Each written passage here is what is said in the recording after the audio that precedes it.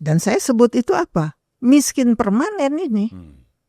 Yang bilang bahwa Maluku ini adalah provinsi termiskin keempat, sekarang dia naik peringkatnya jadi ke-7 karena Papua itu kan dipecah. Ada perkembangan wilayah. Ya, ada Papua Provinsi Tengah, baru, ya ada provinsi baru. Sehingga yang tadinya Maluku ini miskin ke-4, sekarang dia menjadi miskin ke-7. Harus ada kesadaran dari publik Indonesia untuk masalah ini.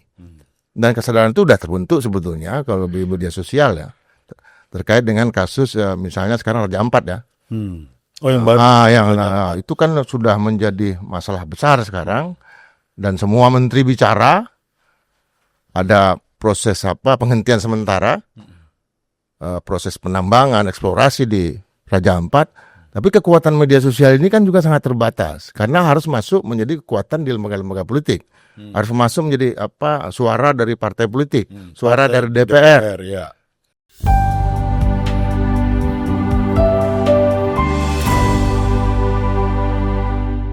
Selamat sore pemirsa, selamat berjumpa kembali di Archipelago Club bersama Ibu Angelina Patiasina.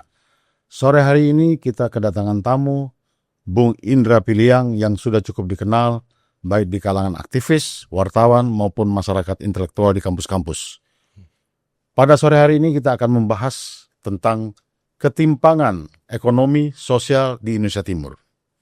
Selamat sore Ibu Angelina. Selamat sore. Sehat Bu? Sehat, Ya. terima kasih. Bung Indra Piliang, sehat? Sehat, alhamdulillah. Ya.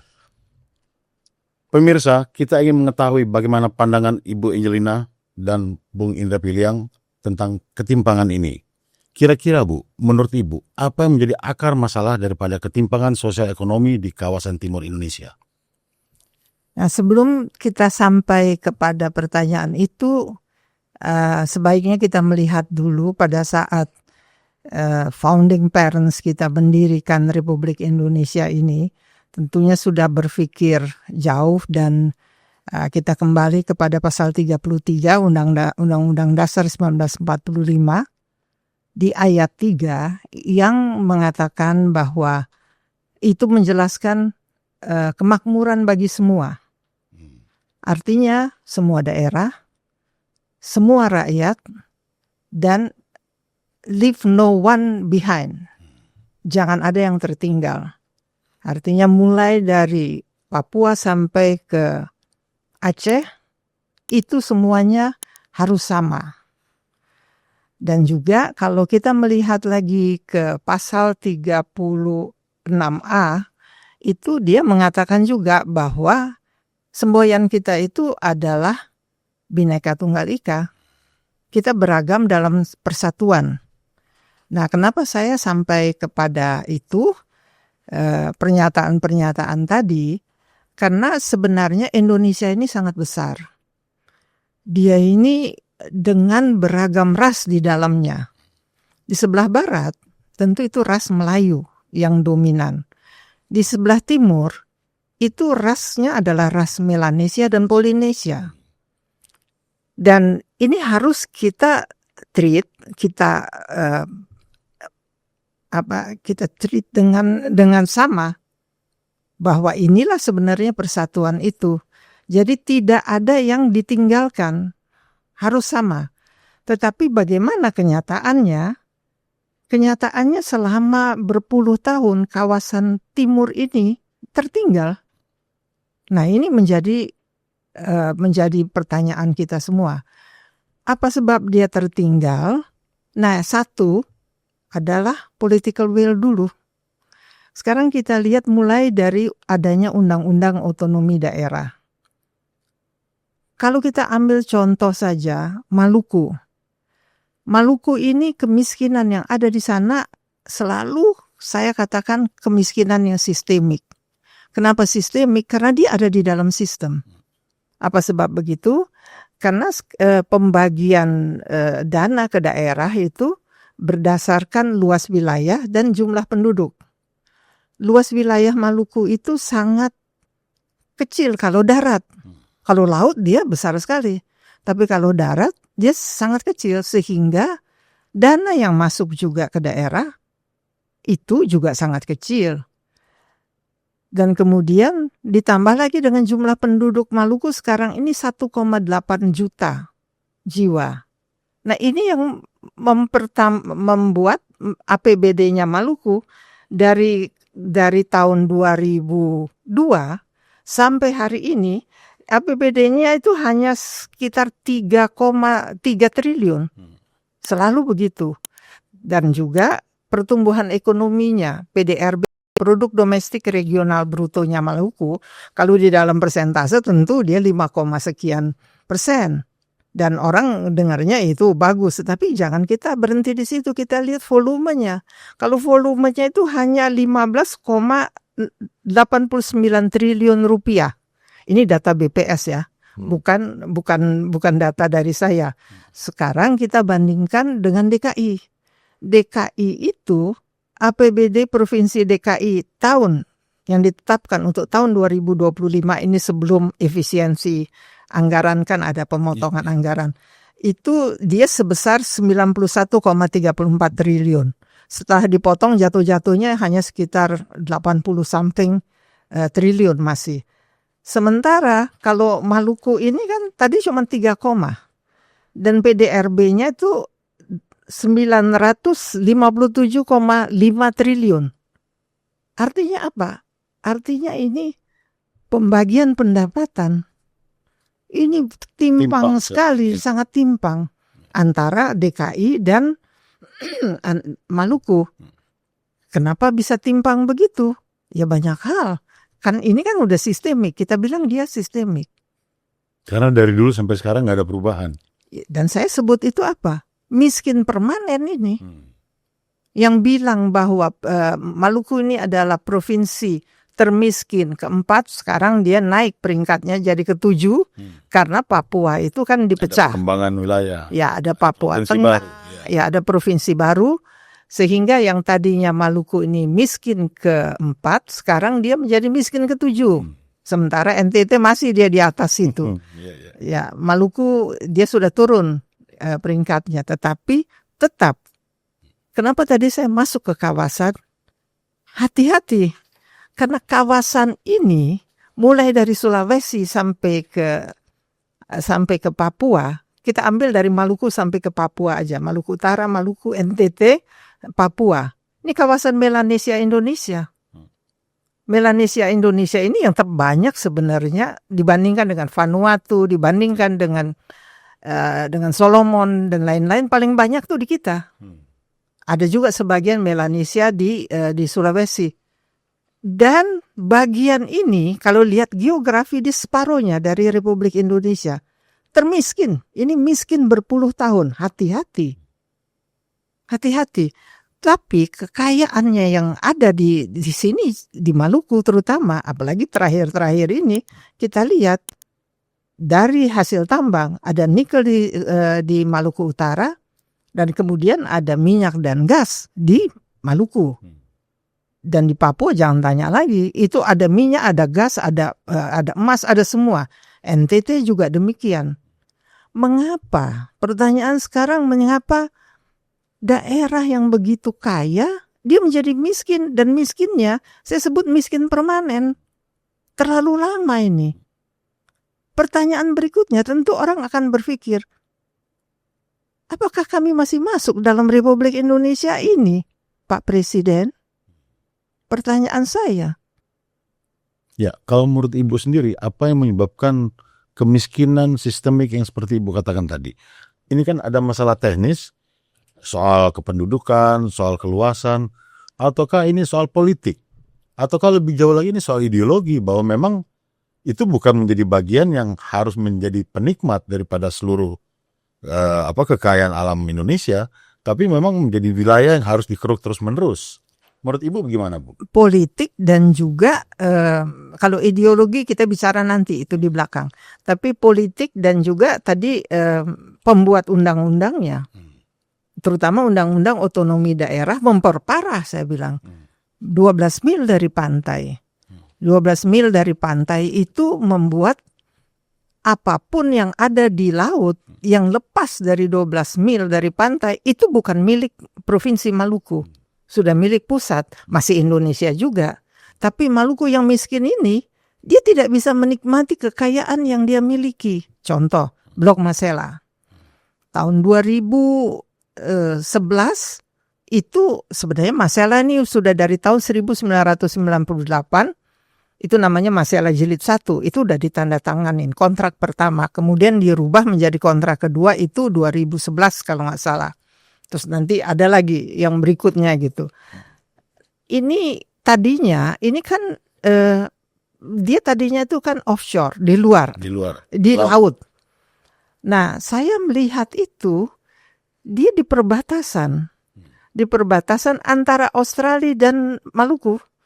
Jadi pas di perbatasan. Wah, saya bilang ini kayak pompa bensin ini nanti. Setiap kapal tanker lewat situ ngisi, langsung jalan lagi without kita knowing dari situ kita nggak tahu apa-apa.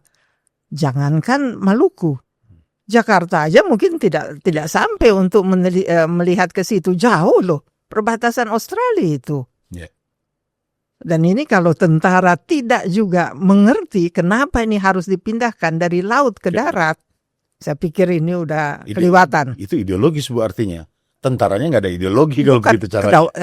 Itu kedaulatan. Iya, masalah kedaulatan. Kedaulatan Republik Indonesia itu harus dipindahkan. Yeah. Buat saya waktu itu dan buat kami, bukan saya aja, buat banyak orang, saya menyadarkan Rizal Ramli ini bahaya nih, saya bilang. Dan juga Maluku tidak dapat apa-apa. Kok nggak dapat apa-apa? Loh, undang-undang otonomi daerah kan mengatakan demikian. Bahwa 12 mil dari pantai bukan milik Maluku. Ya oke, mulai dari situ kami berjuang. Dengan segala kawan-kawannya Rizal Ramli dan kami dari Maluku dengan semua elemen yang ada bersama-sama dengan kami. Semua. Tua muda jadi satu lah kita. Berjuang untuk itu. Dan akhirnya 2016 Presiden Jokowi menyatakan Blok Masela dipindahkan dari laut ke darat. Itu saya sampai merinding gitu karena saya pikir waduh ini berat sekali perjuangannya. Blok Masela itu kalau listed gasnya itu ada 10, something triliun kaki kubik. Gede itu. Padahal sebenarnya cadangannya lebih besar. Tapi dia listed segitu dulu. Sekarang ada Blok Binaya ini di Seram Barat. Di utara Pulau Seram tapi masuk Maluku Tengah katanya. Itu saya nggak begitu ini. Namanya Blok Binaya. Itu baru. Itu offshore juga. Ya, Prabowo kemarin barusan mengumumkan soal itu. Dia menyaksikan MOU ditandatangani.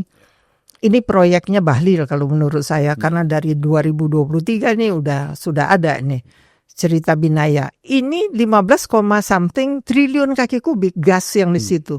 Besar juga. Lebih besar dari Masela. Saya nggak tahu. Kalau Masela cadangannya lebih besar, pasti. Tapi dia listed. Inpex itu listed hanya 10, something triliun kaki kubik. Nah sementara Binaya, Blok Binaya ini saya belum begitu jauh mempelajarinya. Tetapi dikatakan situ 15, sekian triliun kaki kubik. Ada lagi kemudian blok non-bula, di situ juga ada gasnya, tapi hanya juta kaki kubik. Nah, kekayaan ini kan sebenarnya untuk Maluku ini, kita ngomong Maluku dulu ya sekarang ini. Sebagai contoh satu elemen di kawasan timur ini. Luar biasa kayanya. Tetapi dia tidak bisa menikmati itu. Banyak hal, kenapa dia tidak bisa menikmati? Karena keputusan untuk yes or no, MOU-nya ada apa tidak, kontrak tanda tangani atau tidak, itu ditentukan oleh pusat. Ini artinya apa? Undang-undang otonomi daerah yang dulu kita perjuangkan, saya waktu dulu ikut memperjuangkannya juga kan di DPR. Saya masih anggota DPR RI waktu itu untuk bisa daerah ini jadi tidak semuanya Jakarta sentris atau Jawa sentris kita bilang. Yang Jakarta kan cuma keuangan, pertahanan, kemudian ada berapa? Ada 6 kalau nggak salah itu. Sementara sumber daya itu kan diserahkan ke daerah seharusnya. Harusnya, tetapi sekarang kan semua udah kembali lagi sentralistik dia. Udah kembali dia. Ya. Daerah tidak punya tidak bisa mengatakan apa-apa dalam hal kekayaan dirinya. Nah, saya membaca juga agak teknis, tapi saya mencoba mengatakannya itu di dalam bahasa yang gampang aja gitu. Ada tabel input output. Dari situ kita bisa melihat, itu sayangnya itu dari 2016 ya, tetapi kira-kira trennya kita bisa lihat. Potensi pertumbuhan yang besar sebenarnya itu dari sektor perikanan. Tapi ikan kita semuanya nggak ada. 12 mil dari pantai bukan punya kita. Artinya apa? Nah, kita ini kan sudah dibuat cripple, dibuat lumpuh gitu. Jadi, oh ya, once upon a time ada tuh yang namanya Maluku. Indah, orangnya pinter nyanyi, segala macam. Kekayaan kita jangan lu ambil dong. Kira-kira gitu. Baik, Bu. Bersama kita Pak Indra Piliang, seorang pengamat ekonomi politik, juga menyoroti ketimpangan di kawasan Indonesia Timur. Kebetulan Pak Indra ini dari Indonesia bagian Barat. Kita ingin tahu bagaimana pandangan Pak Indra tentang suara yang disampaikan oleh Bu Angelina yang mewakili kami semua dari Indonesia Timur. Apa sebetulnya yang menjadi akar masalah sehingga ketimpangan ini terus-menerus ada di hadapan kita sampai sekarang nggak selesai? Gimana, Bung? Ya, kalau kita lihat dari segi jejak historis ya, ini kan tidak masuk akal. Kenapa? Karena hidungnya kolonialisme itu mencium bau rempah dari tanah Maluku. Artinya Maluku adalah daerah yang sangat sejahtera. Kerajaan-kerajaan yang sangat sejahtera. Kerajaan-kerajaan yang membangun keindahan bukan hanya dari masa sejarah gitu, sejak sebelum kolonialisme datang. Artinya kita melihatnya sekitar 5, 6 atau 7 abad yang lalu gitu. Negara-negara yang hadir waktu itu bahkan mampu menaklukkan banyak sekali negara sekarang menjadi Filipina, Malaysia misalnya kan, sampai ke Thailand. Nah, ketika kemiskinan dan ketimpangan menjadi sangat struktural, sistemik, dan bahkan permanen seperti yang disampaikan oleh Ibu tadi, itu menjadi tidak masuk akal. Ahistoris jadinya. Ahistoris, sangat tidak rasional. Kenapa? Karena untuk mensejahterakan satu kawasan, itu kan butuh waktu yang sangat panjang. Tapi kalau kawasan awalnya yang semula sejahtera menjadi tidak sejahtera, itu aja masih pertanyaan. Dan kenapa sangat struktural? Nah, coba saya lihat ya, memang dari segi program. Waktu Pak Jokowi, memang sempat ya, ada di dalam Trisaktinya, itu ada konsep membangun Indonesia dari daerah. Membangun Indonesia dari pinggiran. Terjadilah proses pembangunan infrastruktur di Papua misalnya kan, di NTT, dan lain-lain. Nah, kalau kita lihat dari sisi Pak Jokowi. Yeah. Nah, kemudian revolusi mental dan lain-lain. Kalau sekarang kita lihat di Astacita, itu memang tidak tampak. Jadi lebih jauh kondisinya jauh lebih parah dari segi perencanaan. Karena di Astacita Pak Prabowo tidak muncul. Karena yang pertama adalah masalah Pancasila, kemudian masalah pertahanan segala macam. Ada yang disebut dengan membangun Indonesia dari desa sekarang. Makanya muncul Koperasi Merah Putih dan segala macam. Tetapi daerah saja belum bisa disejahterakan. Bagaimana desa mau dibangun? Itu. Kalau dari sisi sumber kekayaan alam, memang sangat banyak dimiliki oleh Indonesia Timur. Dan kita tahu juga sejak dulu kan Kalimantan Timur itu menyumbang banyak sekali minyak ke waktu Orde Baru gitu kan. Papua, Riau misalnya kan. Tetapi kan NTT kan dulu dianggap nanti Tuhan tolong. NTB, NTB. Nasib tergantung Bali. Nah, Maluku, apalagi Maluku, kawasan yang sangat luas, yang sumber kekayaannya luar biasa, pulaunya banyak, tapi manusianya sedikit. Berarti apa? Kesalahan program, kesalahan dari sagap penanganan, vaksinnya, penyakitnya udah jelas, vaksinnya yang salah. Kalau vaksin salah, berarti muncul penyakit baru. Saya kira pilihan sembuh malah makin sakit. Makin sakit. Pilihan-pilihan kebijakan kayak gini tentu tidak akan sulit juga katakanlah diperjuangkan oleh ibu seperti Ibu Angelina. Karena sedikit, suaranya sangat sedikit. Harus ada kesadaran dari publik Indonesia untuk masalah ini. Dan kesadaran itu sudah terbentuk sebetulnya kalau di media sosial ya. Terkait dengan kasus misalnya sekarang Raja Ampat ya. Oh yang baru. Itu kan sudah menjadi masalah besar sekarang. Dan semua menteri bicara. Ada proses penghentian proses penambangan, eksplorasi di Raja Ampat. Tapi kekuatan media sosial ini kan juga sangat terbatas karena harus masuk menjadi kekuatan di lembaga-lembaga politik, harus masuk menjadi suara dari partai politik, suara dari DPR. Ya. Kalau dulu kan kita mengandalkan civil society, tapi sekarang civil society mengandalkan media sosial, netizen, suara-suara yang muncul di podcast, suara yang muncul di IG, di TikTok, di mana aja itu kan bisa menjadi suara publik gitu. Kalau berharap kepada para penyelenggara negara, mereka juga mungkin juga berharap ada informasi yang sangat terbatas yang mereka punya. Mereka juga sangat tergantung kepada informasi-informasi alternatif. Berharap bahwa mereka dikelilingi oleh orang-orang partai, tapi orang-orang partai kan juga punya banyak kepentingan. Apakah mereka punya proyek terkait dengan proyek-proyek yang ada di Indonesia Timur misalnya, itu juga menjadi bahan pertanyaan kan. Setahu saya masalah-masalah seperti ini itu sangat tergantung kepada ring satunya presiden. Maksudnya tergantung ring satu bagaimana? Ring satu presiden itu kan artinya orang-orang yang memang dekat dengan presiden, orang-orang yang mengelilingi presiden, tetapi yang menjadi pertanyaan adalah apakah mereka punya interest atau tidak gitu. Nah ini kalau saya lihat Pak Prabowo tentu orang yang sudah selesai hidup dengan dirinya sendiri. Dia juga pernah mengalami satu era perjuangan yang sangat kuat ya di Timor Leste misalnya kan, di Papua, di Myanmar segala macam. Artinya kalau untuk kepentingan pribadinya barangkali udah nggak ada lagi, kepentingan nasionalnya sangat kuat. Tetapi apakah orang-orang di sekelilingnya memberikan informasi yang sangat, katakanlah up to date kepada presiden atau tidak? Itu yang menjadi pertanyaan sekarang. Ya, kembali ke pertanyaan tadi, Bung, yang saya sampaikan ke Bu Angelina. Apakah ini masalah teknis saja? Dasarnya itu adalah soal jumlah penduduknya sedikit. Kemudian wilayahnya itu kecil-kecil. Tidak signifikan kalau dihitung secara nasional. Ataukah ini soal political will yang nggak ada?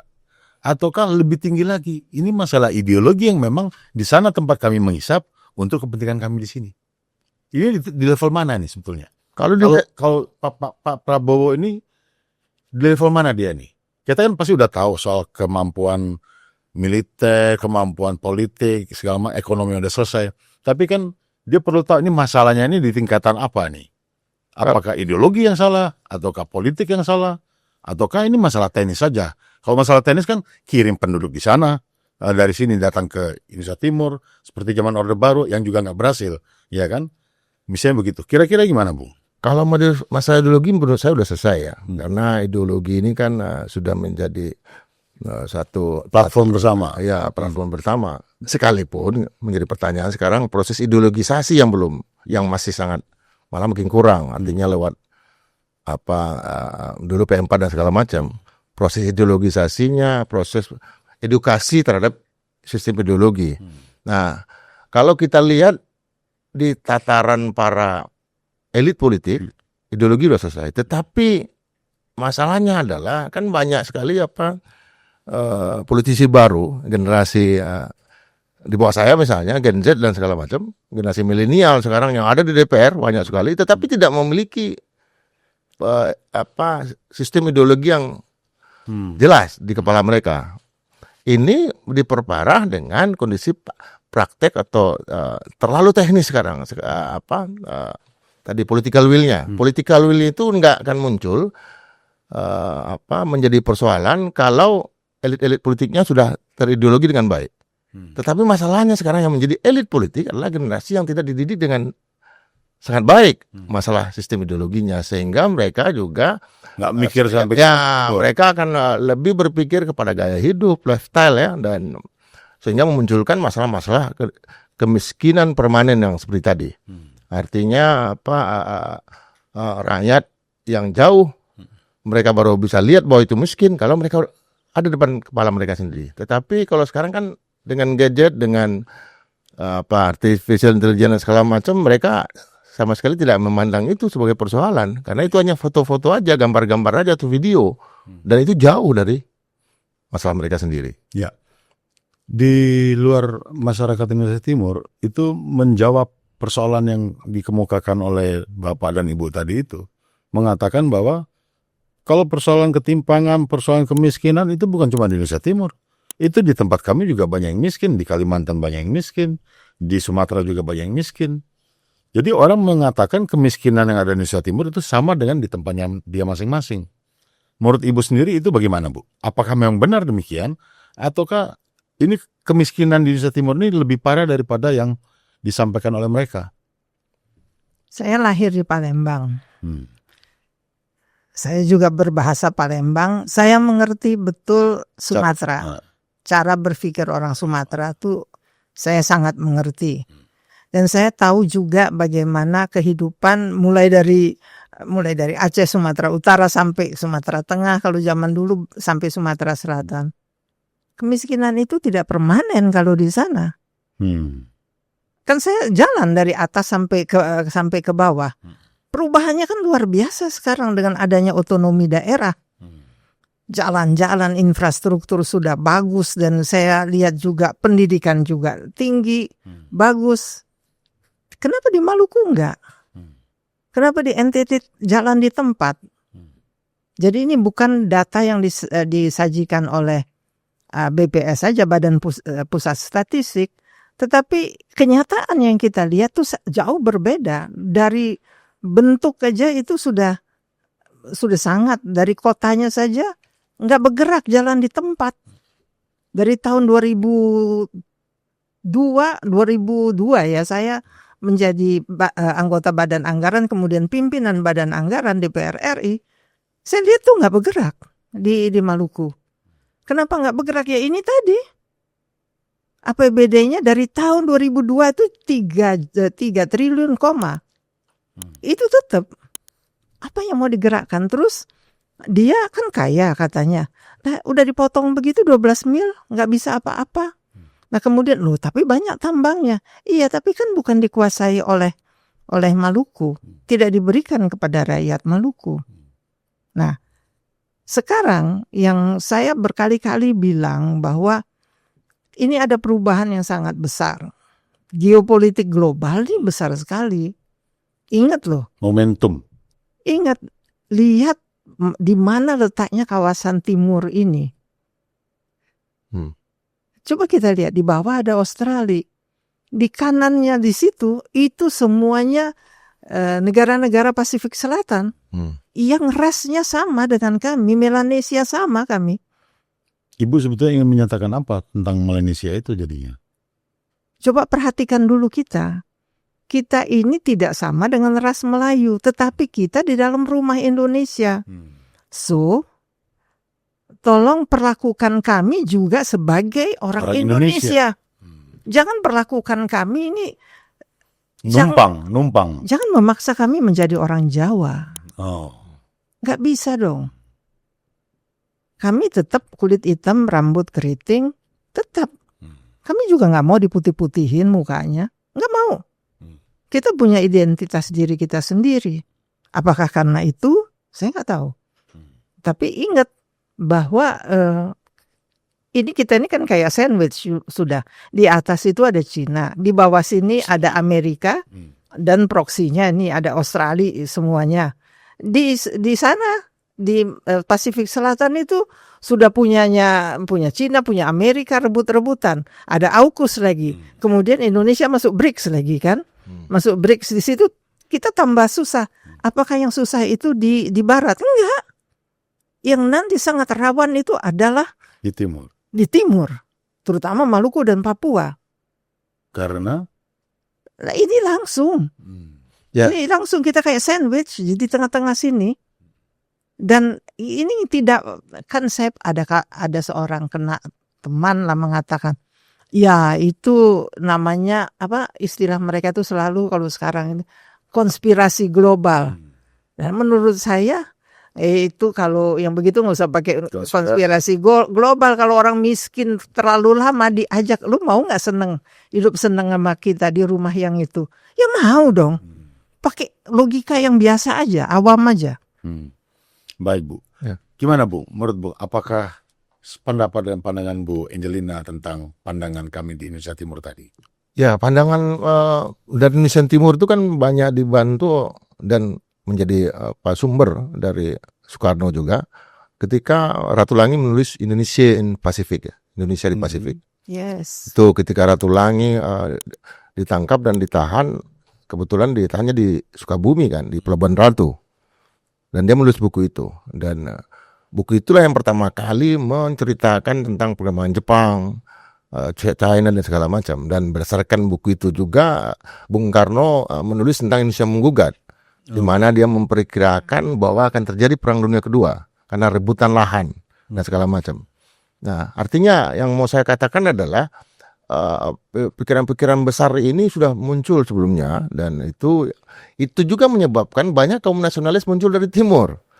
Sekalipun mereka menjadi knil sebelumnya, tapi kan mereka menjadi sangat tercerahkan dengan pikiran bahwa suatu saat nanti dengan perkembangan dunia yang seperti ini, maka pusat, dalam tanda kutip, pusat Nusantara itu ada di timur. Pusat politiknya memang di Jawa, tetapi pikiran-pikiran ekonomi, kebijakan, arah ke depan, yang istilah saya itu armada selatan itu nggak akan bisa bergerak kalau kita tidak menomorsatukan ini sebagai pilihan kebijakan.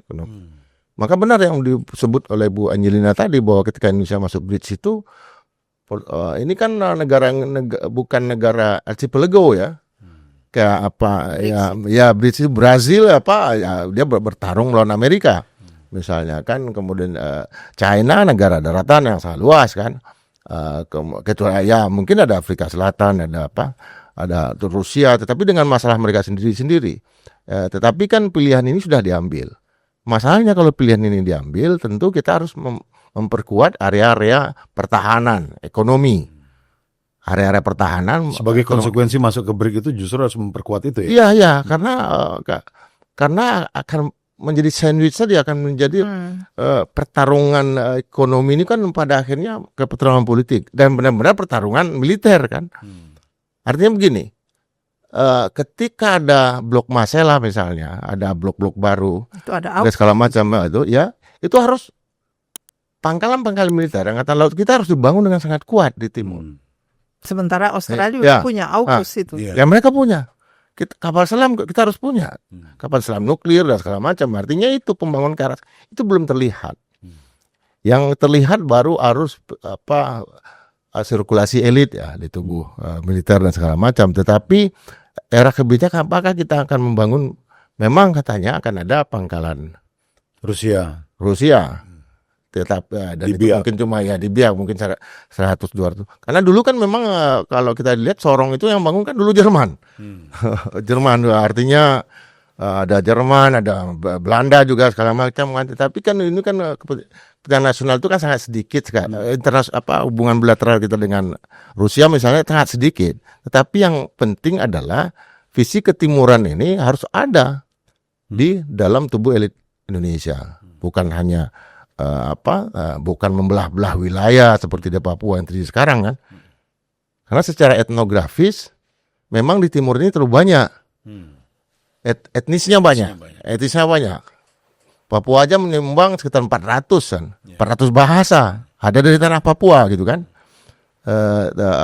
Orangnya sedikit tapi etnisnya banyak. Cuma tapi inilah negara sejahtera itu sebetulnya. Negara negara kesejahteraan kan seperti itu.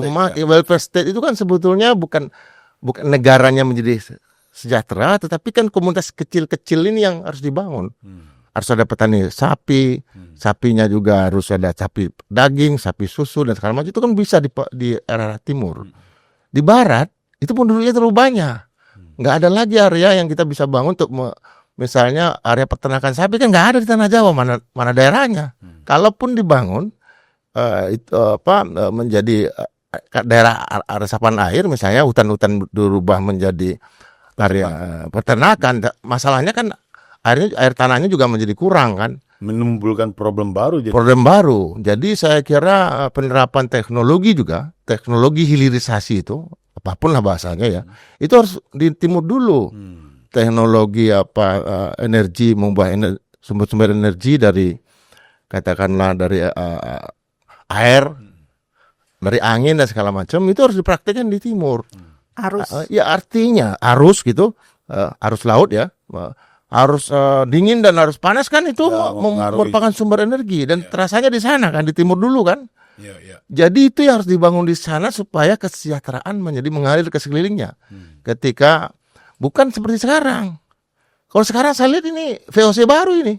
Maksudnya gimana VOC baru? Metodologi yang muncul dalam misalnya eksplorasi nikel di Sulawesi, di Papua, dan mungkin juga di Maluku, itu model VOC, cuma ambil kekayaannya, buang orang-orangnya. Jangan sampai ini menjadi semacam neokolonialisme yang dilakukan oleh Jakarta terhadap Timur gitu, terhadap Maluku. Karena Timur akan melawan dengan lebih kuat kalau itu yang terjadi gitu. Bisa seperti itu ya? Ya karena dalam sejarah kan begitu. Yang melawan kan orang Timur dulu. Patimura, Marta Christina Tiao, banyak sekali kan. Ya, begini Bung. Ini kan ada perjalanan sejarah kita yang terus mencoba, setelah Soekarno ya, ini negara ini lewat presiden ke presiden mencoba terus membangun. Dari setelah Soeharto sudah tidak lagi berkuasa kan, ini pemerintahan sipil. Sekarang ini dengan adanya Prabowo adalah kembali ke militer. Bung, kira-kira menurut Bung ada prospek nggak ini untuk menuju menjadi lebih baik? Kalau misalnya Bung mengkomparasikan antara pemerintahan sipil yang dari Habibie sampai ke Jokowi kemarin, kemudian sekarang Prabowo, kira-kira akan ada perbaikan nggak nih? Atau menurut Bung bagaimana? Ya Prabowo dia kan sebetulnya udah sipil ya, udah sangat sipil. Memang berlatar belakang militer. Tapi kalau kita lihat sebelum masuk militer kan juga dia pikiran sipilnya sangat kuat ya. Ketika dia dekat dengan Suhogi, karena dia umur 18 tahun baru sampai balik lagi ke Indonesia. Dia adalah man of the world, man of the earth malah kan, manusia bumi dia. Bahkan pengalamannya internasional. Ya, bahkan saya bilang tuh cara dia berbahasa Indonesia tidak seperti kita. Berbahasa Indonesia mungkin sering keliru gitu kan, dan mengimajinasikan bahasa Indonesia mungkin dia agak lebih sulit ketimbang dia berimajinasi dalam bahasa Inggris. Seperti Ibu Angelin, imajinasi dalam bahasa Jerman. Artinya kalau kita bicara dalam bahasa Jerman lebih berkembang di kemana? Artinya saya tidak melihat latar belakang sebagai mantan tentara itu menjadi persoalan. Justru kalau kita lihat Vladimir Putin misalnya, itu kan sangat bagus. Dalam kebijakan. Ya, artinya dalam memajukan Rusia baru pasca Glasnost dan perestroikanya Gorbachev misalnya kan, di mana Soviet runtuh gitu kan. Ya memang, tapi kegilaan mantan militernya juga ada seperti Netanyahu. Karena berdasarkan dendam ya, karena adiknya pernah meninggal dan segala macam. Abangnya pernah mati kan, ketika membebaskan pembajakan pesawat Israel dulu kan. Ada dendam. Kalau dendamnya Pak Prabowo kan ada dalam nama Subianto. Subianto adalah pamannya yang mati dalam peristiwa Lengkong di Tangerang bersama dengan Dan Mogot di usia 17 tahun. Artinya mereka anak muda yang sangat brilian, ganteng-ganteng lagi, melawan kolonialisme, melawan penjajahan. Nah, artinya kalau sistem ideologi ini masuk ke dalam pola pengambilan keputusan ekonominya Pak Prabowo, saya kira justru dia akan memperhatikan ini. Nggak ada persoalan. Justru dia akan lebih memperkuat. Barangkali kepentingan oligarki yang lain yang masih mempertahankan ini. Nah, pertarungan antara blok Marshall apakah di zona ekonomi eksklusif yang di atas 12 mil atau di darat di bawah ZEE, itu kan tadi sebetulnya kepentingan oligarki juga yang ada di pemerintahan di Jakarta. Nah, sekarang kan sudah dibawa lagi ke darat. Cuma kan masalahnya kan apakah kelompok oligarki seperti ini masih akan kuat pengaruhnya atau tidak? Ini yang akan menjadi pertanyaan ke depan. Menurut Ibu sendiri gimana, Bu? Dari sekian macam pemerintahan yang kita lewati ini sampai ke Pak Prabowo, Ibu melihat akan ada kemajuan atau justru akan setback atau status quo atau gimana? Kalau untuk Indonesia Timur sama aja ya, karena dia miskin terus itu. Belum ada sesuatu yang signifikan ya, Bu? Belum ada. Infrastruktur oleh Jokowi di Papua, terus di NTT? Oh, kalau di Papua, NTT ya, tapi saya kan lebih meneropong kepada Maluku, kalau itu nggak bergerak dia. Nah, hanya saya mau mengatakan ini tadi ya, kita jangan lupa semua program-programnya Prabowo, makan siang gratis, kemudian koperasi merah putih, Sekolah rakyat. ya ini kan sangat sosialis. Sangat sosialis ini sebenarnya. Dan harus kita dukung atau kita lawan? Sebenarnya ini baik semuanya. Karena kan kita lihat kalau di Jerman aja dia namanya itu kan sosial demokrat. Dan kemudian sistem ekonomi mereka itu kan sistem ekonomi sosialis pasar atau pasar sosialis gitu kan namanya. Kalau di Skandinavia dia lebih kepada sosialis daripada pasarnya gitu karena ini. Nah kalau saya memperhatikan ini semuanya sebenarnya bagus karena dia sangat heavy kepada people, kepada rakyat gitu. Hanya Pak Presiden, Indonesia ini lagi parah ekonominya, benahin dulu, baru kita masuk ke program-program itu. Jangan sekaligus. Ada dana desa, kemudian ada koperasi merah putih, ada apa. Ini kan berhadapan dengan berbagai macam persoalan yang tersisa. Iya, dan juga kan banyak juga kepentingan dari kelompok-kelompok yang sebelumnya. Ya. Ini kan banyak. Lihat aja kalau kita lihat pertarungan ini sekarang kan Prabowo, Megawati, kemudian Jokowi.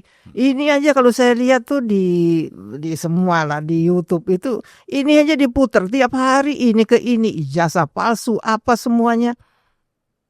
Kira-kira kita tahu lah. Ya sekali lagi saya mesti bilang umur saya 75 tahun. Kita kan tahu mau kemana ini ijazah palsu. Ini kan tahu. Terus ini mau apa. Udah deh. Pikirin rakyat dulu nih. Sejahterakan rakyat. Nah sama seperti kalau di Maluku. Desain yang dibutuhkan oleh masyarakat Maluku adalah desain kesejahteraan. Bukan desain militer. Tadi kan Bung Indra bilang tuh sangat-sangat benar gitu. Bahwa kita harus hati-hati. Australia dia udah punya AUKUS di kapal selam nuklir ini. Dan jangan lupa di situ juga ada choke point-nya ada kita. Ada 2 di situ. Ada alkinya juga. Jadi tuh lalu lalang tuh kapal selam tiap hari tuh mungkin di situ. Di bawah ya. Di bawah kita nggak tahu. Iya. Kita nggak tahu, mereka lebih tahu dari kita. Dan ya menurut saya ya kalau memang mau membuat desain kesejahteraan untuk di kawasan timur, tapi juga memimpikan pertumbuhan ekonomi 8%, dari mana tuh? Basisnya nggak ada. Basisnya ada. Kalau kita kembali kepada tahun 1970-an, minyak, oil boom, jangan lupa tuh. Itu kan pucuk dicinta ulam tiba itu. Ada Pertamina, terus harga minyak gila-gilaan naik. Pertumbuhan kita 8% waktu itu. Bener. Tapi industri ekstraktif ya. Keruk terus. Apakah ini yang mau dilakukan? Nanti gas, minyak, semua barang tambang yang ada di timur situ. Itu kita nggak terima. Karena apa yang kami terima nanti kesejahteraan apa dari sana. Contoh, Bula. Ini dari tahun 1930. Bula itu, minyak di Bula. Dan kami sampai udah teriak-teriak tapi tidak ada yang respon. Sehingga saya berpikir ini proyek intelijen atau apa ya? Kok sampai diem? Bula dan non-bula, tidak ada PI, tidak ada dana bagi hasil. Mungkin orang per orang, mungkin saya tidak menuduh, mungkin menerima lah. Mungkin, kalau enggak masa sih, kan mesti ada izin-izin apalah dia bikin apa, itu kan 1930 di situ.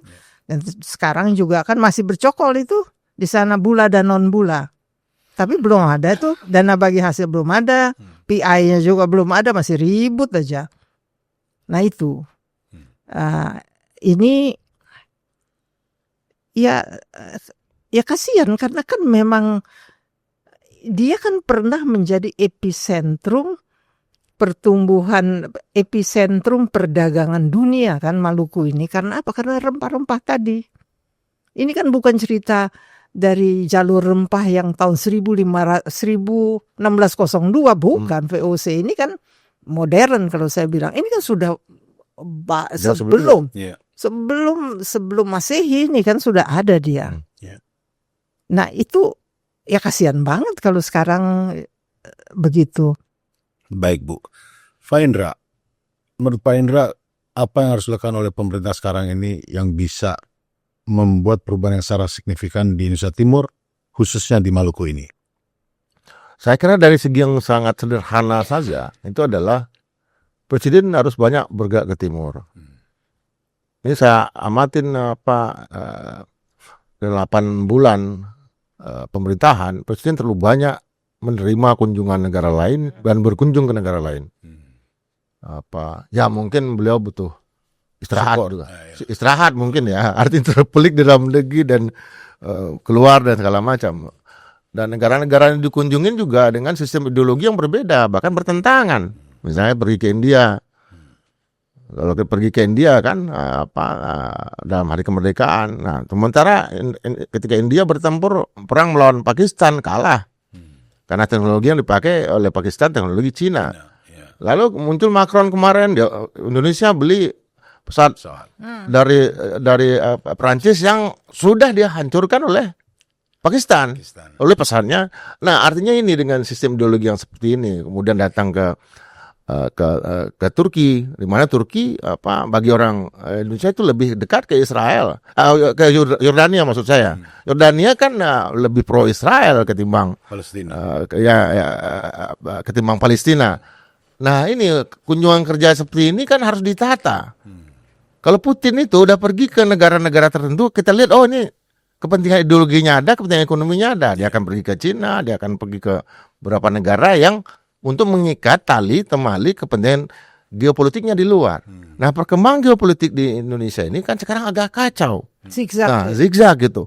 Artinya begini, kalau Pak Presiden terlalu dikungkung, terlalu dibatasi dengan pegangan ala istana seperti ini, maka masalah Maluku ini akan meledak menjadi satu krisis politik, akan menjadi masalah sosial nanti. Karena sudah muncul di banyak tempat gitu. Artinya dan kalau ini menjadi satu bunker persoalan negara dan menjadi konflik pemicu, itu gak susah kan untuk menyelesaikannya. Jakarta akan mendeploy lagi pasukan dan segala macam sementara karena tidak melihat bahwa penyakitnya justru ada di Jakarta sendiri, karena orientasi dari penyelenggara negara itu tidak mengarah kepada persoalan seperti ini. Nah, dulu waktu saya menjadi tim penjamin kualitas reformasi birokrasi nasional, memang masalah seperti ini kita udah masukkan ke presiden gitu. Sudah ada di dalam itu zaman presiden siapa ya? Pak Jokowi. Saya kan menjadi anggota tim, ketuanya Pak Ardan gitu kan, kepala BPKP, wakilnya Pak Kepala LAN, kemudian kepala BKN dan segala macam, ada 7 orang. Katanya 7 penyidik negara. Itu waktu itu kita udah muncul 10 destinasi baru perkembangan Indonesia Timur. Tiap tahun kita memberikan masukan kepada presiden itu. Tapi saya berhenti tahun 2019 kan. Artinya waktu itu sudah diberikan arahan menurut lembaga-lembaga, kepala-kepala lembaga yang ada.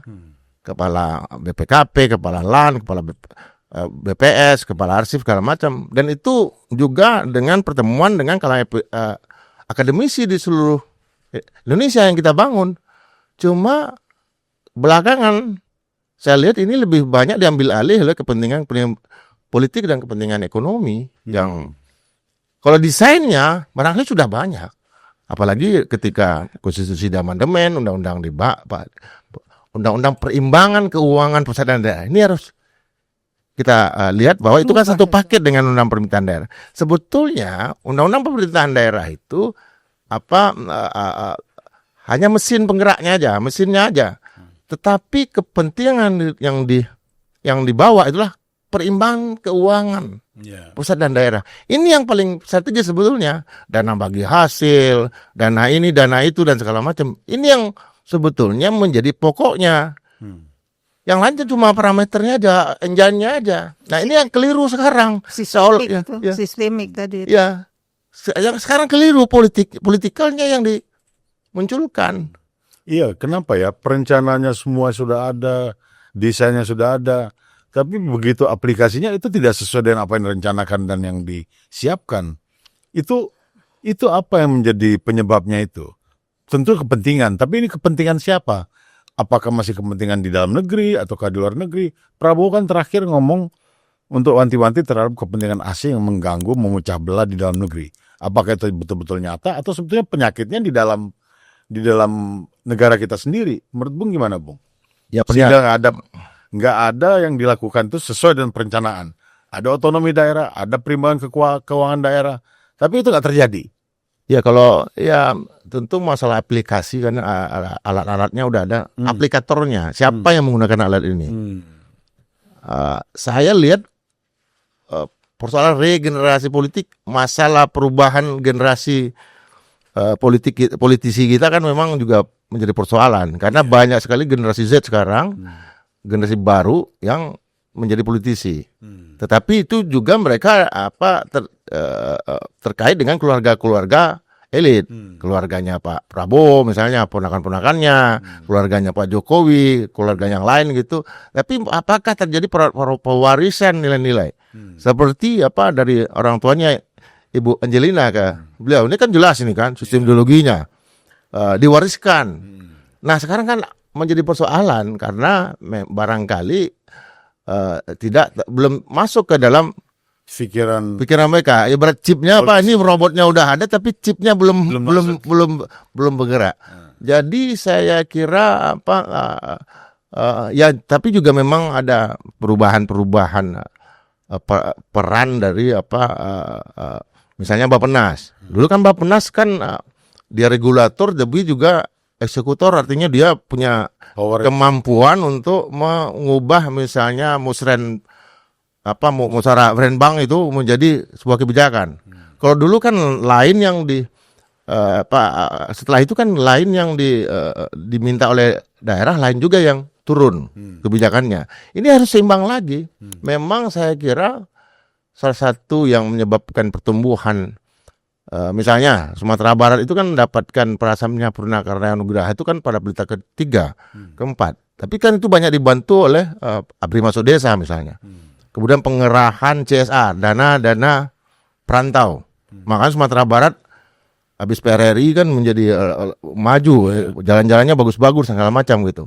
Nah, apakah sistem itu akan kita pakai lagi untuk mempengaruhi proses pembangunan yang ada di Maluku? Menurut saya kekhawatiran yang disampaikan Bu Angelina ini adalah kekhawatiran yang sangat nyata gitu. Memang suaranya sangat sedikit, sangat marginal yang menyuarakan. Tetapi ini masalah yang akan menjadi persoalan serius ke depan kalau terjadi perubahan yang kita tidak bisa duga gitu. Artinya bom waktu dong kalau kayak gitu. Bom waktu di ranah sosial dan apalagi ekonomi. Karena ini sangat berpengaruh. Peristiwa konflik misalnya di Ambon kan sangat dipengaruhi oleh ketidakberdayaan anak-anak muda yang waktu itu yang tidak bisa bekerja. Kan banyak dipengaruhi karena mereka menjadi pengangguran. Tiba-tiba ada operasi entah apa segala macam, mereka minum sopi dan segala macam, tiba-tiba menjadi konflik berdarah dan baru dibawa ke kuliah agama. Tapi kan awalnya itu kan dari masalah pengangguran. Karena banyak sendiri yang balik kan dari Jakarta. Saya punya tuh peristiwa Ketapang. Karena saya di sana kan, saya tahu banyak yang anak-anak Ambon yang balik lagi ke Ambon, mereka nggak tahu, mereka biasanya di Jakarta menjadi security dan segala macam, tapi disuruh pulang gara-gara entah apa gitu kan, lalu menjadi pengangguran. Ini yang menjadi konflik ke depan gitu. Kalau krisis ekonomi, kalau masalah ketimpangan ekonomi yang permanen yang disampaikan Ibu tadi itu akan menjadi masalah yang sangat serius nanti. Bukan hanya ya bahkan sistem harmoni yang ada di Maluku, perdagangan orang itu bisa hancur karena masalah ekonominya tidak Selesaikan. Ya. diselesaikan. Baik, Bung Indra. Ibu, mungkin ada pesan Ibu terakhir kepada pemerintah di pusat dan kepada rakyat di Ambon, di Maluku, umumnya di Indonesia Timur, yang bisa disampaikan untuk menutup perbincangan kita sore hari ini. Silakan, Bu. Maluku itu dia tidak boleh kita biarkan miskin karena dia sebenarnya aset untuk Republik Indonesia. Nah, hanya ini kita harus mengerti gitu. Geopolitik di Maluku itu letaknya dia aja sudah luar biasa. Yang saya lihat itu adalah tadi dikatakan Bung Indra bahwa yang dari Jakarta peristiwa Ketapang dia kembali ke Ambon itu tidak akan mungkin terjadi kalau industri banyak ada di Maluku. Ya, maksudnya industri turunan dari minyak dan gas tadi, sehingga semua orang bisa ikut berpartisipasi di dalam pembangunan ekonomi di Maluku. Artinya semua orang bisa dapat kerja. Kalau mereka dapat kerja, nggak mungkin anak-anak muda itu datang ke Jakarta untuk menjadi debt collector, untuk menjadi apa. Nggak mungkin, karena mereka sudah ada pekerjaan di Maluku. Untuk apa dia ke Jakarta? Masalahnya karena di situ tidak ada pekerjaan, maka mereka datang ke sini dengan pendidikan yang ya seada-adanya mereka. Karena kan pendidikan juga rendah di Maluku sekarang. Ya itu, kalau miskin dia akhirnya larinya ke pendidikan, kesehatan. Kalau kurang makan, Maluku tuh tidak pernah kurang makan. Ada ikan, ada sayur, ada semua. Yang nggak ada uang. Karena kan sekolah di Indonesia sekarang kan mesti dibayar. Iya, dan harganya meningkat. Dan meningkat. Kalau nggak usah bayar sekolah mungkin bisa. Nah artinya apa? Jadi ini kayak lingkaran setan, dia jadi miskin. Dia jadi pendidikannya tidak bagus, tidak ada industri. Kalau udah tamat mau jadi apa? Nggak bisa. Akhirnya dia ke Jakarta. Dan satu juga yang tidak difikirkan karena jangan melihat Indonesia dari Jakarta dong. Sekali-sekali melihat Indonesia dari Maluku, kenapa sih? Ya. Atau melihat Indonesia dari Papua, beda tuh kita ngelihatnya. Oke, semuanya konstitusi sama. Semua undang-undang dasarnya kita sudah akuin itu. Itu semua sama kan?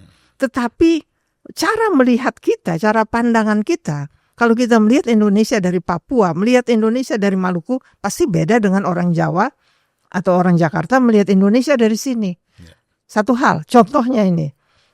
Tadi kan sudah kita gambarkan, ada Australia di situ dengan AUKUS-nya, terus kemudian ada choke point di situ. Kenapa Menlunya masih terus saja dari Jawa sih? Ambil dong orang Maluku. Menteri luar negerinya itu kan ada satu dubes itu. Sementara Menteri luar negara Australia, China. Iya. Kan ada dubesnya itu siapa lagi namanya saya lupa, orang Maluku tuh. Sekarang dubes Cina dia kalau nggak salah. Oh, Pak Orat Mangun. Iya. Oh ya kawan-kawan saya. Itu kan maksud saya bukan saya nggak kenal, saya nggak pernah ketemu dia juga. Hanya saya bilang itu kan satu pemikiran, bukan orangnya ya. Tetapi di dalam situasi yang katanya Indo-Pasifik sekarang menjadi primadona atau apa gitu, sangat strategis, dan ada BRICS juga di situ yang sangat strategis, dan ada negara-negara Pasifik Selatan. Saya masih nggak mengerti kenapa bukan orang dari sana sih dijadikan. Ya tentu orang yang punya kualitas ya. Jangan ya sembarang. Oh ya itu karena dulu saya pernah kenal itu ya saya angkat aja dia. Oh ini dari partai yang saya sekarang kita angkat aja. No bukan begitu. Ada satu orang yang saya lihat ya itu. Mungkin banyak ya, kita nggak tahu. Tolong dilihat kenapa kalau dia yang menjadi Menteri Luar Negeri, dia kan punya kedekatan dengan negara-negara Pasifik Selatan. Dia bisa menyelesaikan itu dengan baik-baik. Yeah. Kalau yang datang bukan itu, ini kan mereka punya perkumpulannya sendiri di situ kan. Ya. Punya ini dia bilang ini siapa lagi dia mau bikin apa lagi di negara kita, kan pasti begitu. Tolong ini diperhatikan juga. Baik Bu, Ya, jadi maksud saya tadi jangan biarkan Maluku ini miskin terlalu lama dong, Pak Prabowo. Ya, baik Bu, terima kasih banyak Bu. Silakan Bung Indra, bisa ada kata penutup. Saya kira untuk Maluku kata penutupnya jangan sampai orang Maluku dikenal sebagai penyanyi aja, karena Maluku ini banyak spirit bagi bangsa ini untuk pengorbanan darah dari Patimura, Kapten Jongker dan segala macam. Itu ketika Kapten Jongker misalnya menaklukkan kota kelahiran saya Pariaman, itu bukan tanpa perang. Istilahnya ada pendekatan sistematis yang dialogis sehingga orang Pariaman yang gila berperang misalnya itu bisa bertemu dengan Kapten Jongker, bisa ketemu dengan Aropalaka dan segala macam. Timur Barat ini hanya masalah dalam sejarah itu mana yang dulu mana yang akhir, tapi mana yang lebih modern Timur sebelum Barat berkembang. Karena Barat terlalu banyak ya dulu ya. Artinya kepentingan Jakarta untuk Timur, untuk Maluku, ada kepentingan Indonesia untuk bergerak di selatan, untuk menguasai Pasifik. Karena bagaimanapun Indonesia ini lebih dekat ke Pasifik, lebih dekat menjadikan pusat komando aluan kapalnya di Maluku dengan Buritan di belakang, Barat ini di belakang karena banyak penumpang. Jawa adalah banyak penumpang. Nah, kodanya ada di sana. Jadi betul yang disebut oleh Bu Angelina tadi, untuk kepentingan diplomasi di luar negeri, bukan hanya duta-duta besar dari Indonesia Timur lebih banyak gitu, tapi juga para pengusaha yang dari Indonesia Timur juga harus diikutkan ketika Pak Presiden bertemu dengan pengusaha-pengusaha dari negara lain, dan bahkan presiden-presiden dari negara lain harus dilibatkan.